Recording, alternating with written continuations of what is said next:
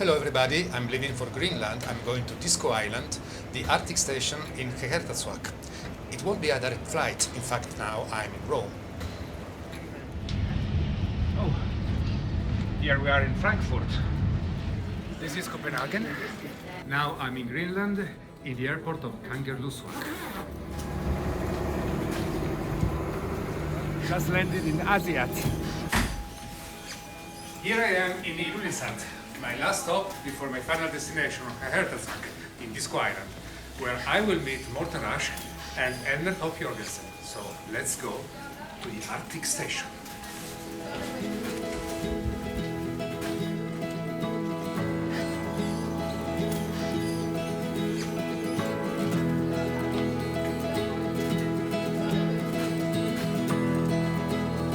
I was supposed to be on that helicopter, but it's broken, and there's no other way to reach Disco Island during the winter. So I can't join Elmer and Morten at the Arctic station.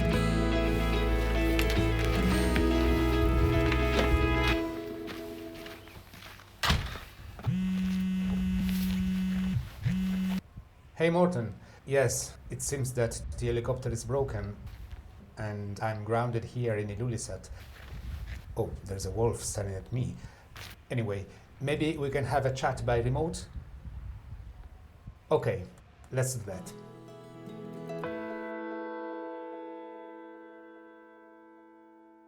Hello, Morten and Elmer. How are you? Hello, Giorgio. We're absolutely fine. Nice to see you on the screen. I'm sorry I couldn't get to Disco Island, to the Arctic station, but it's normal for you to be isolated? Yeah, it's very normal, you know. I think it's a bit untraditional with the helicopter situation right now, but normally in the winter you can have delays. But why was that station built in such a remote place? You know, I don't consider this a very remote place. It's my hometown. There's 450 nice people around me. It's windy there. Oh yeah, it's a bit windy, and we have also a bit of snow, and we have about minus 21, I think. So. Oh my God, here is a very beautiful day, and we're not so far. That's strange, no? Yeah, you can probably see us from your window if you look towards the north, 80 kilometers away from you.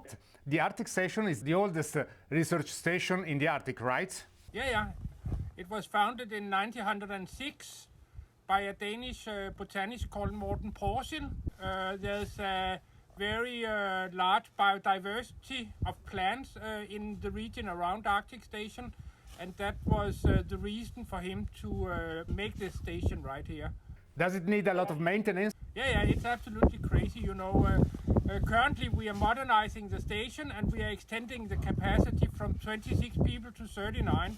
And that is, of course, because there's so much polar research going on now, because the Arctic region is very important in relation to climate change. In the old days, it was cold like this during the entire winter, so we had a lot of sea ice outside the station. Now it's normally open water. It's a little bit scary, It no? depends on the perception.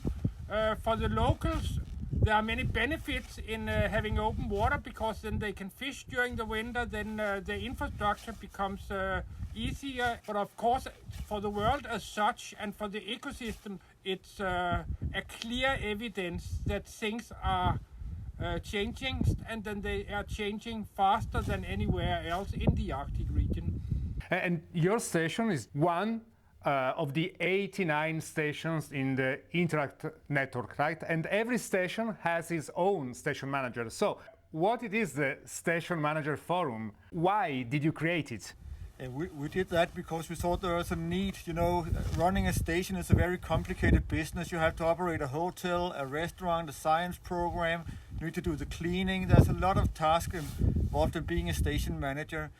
And there's not an education to become a station manager. You have to wear a lot of different caps when you're a station manager. You have to be prepared for all sorts of different assignments, making decisions in terms of regulations, in terms of hosting different scientific groups from different countries. Is demonstrating new technologies, is being an example of how to work sustainably and environmentally friendly in remote and Arctic places around the world. I have to both do science, I have to do logistics, I have to, manage other people. Depend very much on the station itself and its location and the work being conducted there.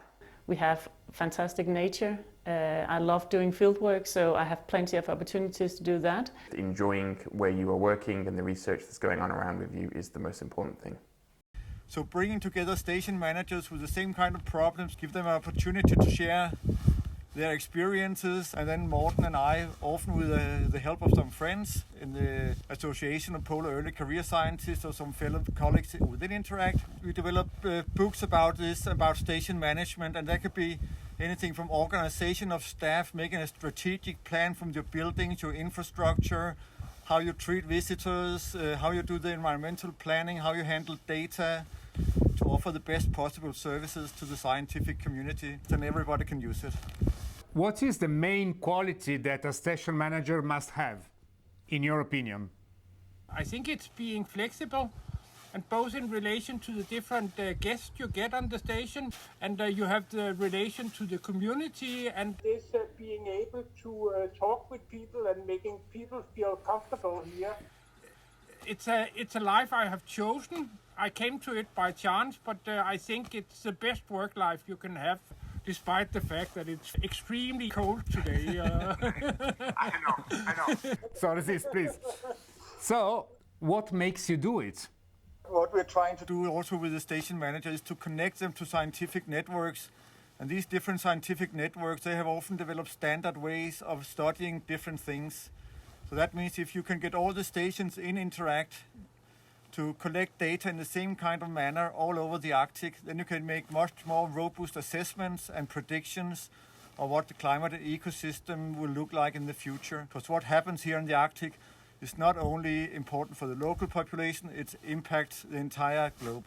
How important is for station managers To collaborate and share knowledge and information with indigenous communities in the Arctic. It's getting more and more important, and it's a new direction in polar science also. In local communities like this, people have been here much more and much longer than we have, and they also have a tradition, so the knowledge they have can supplement the knowledge that we provide, and in a joint effort we can actually both try to be wiser on what will happen to the Earth in the future, but we can also provide data that can help them sustaining themselves in this environment better in a future that has changed. Besides that, a research station is a workplace in a small community. So we have plenty of Greenland staff. Currently, we have 15 Greenland construction workers over in the building now. So there are many synergies between the research station and the local community. Where are you going now what is your next goal? with the forum? We have done pretty much now with all the station managers from a terrestrial point of view. We have sister networks that are working on the marine environment with icebreakers. We have the Antarctica. We have atmospheric networks, a lot of remote sensing going on.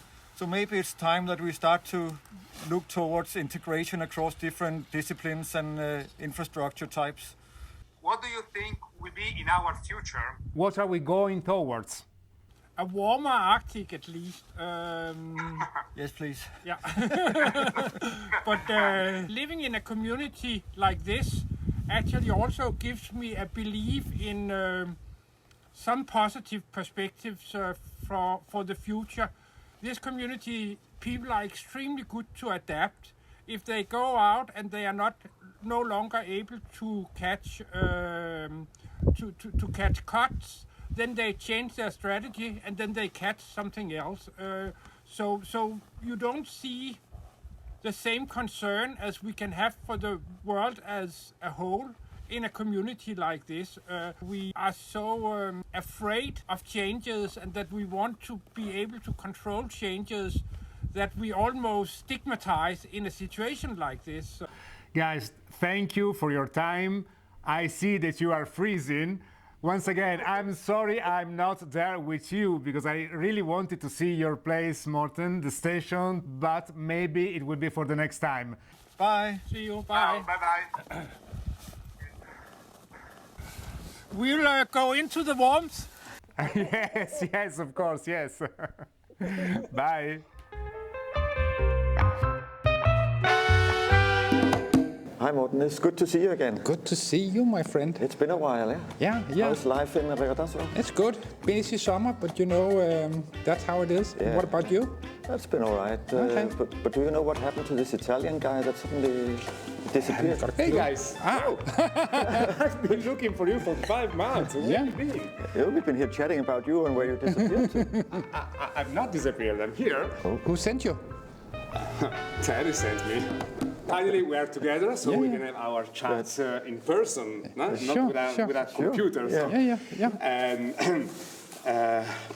And well, the problem is that 5 months have passed, and now I can't remember what I wanted to ask you anymore. Sorry. Ah. Oh. We just have to talk to Where are you going?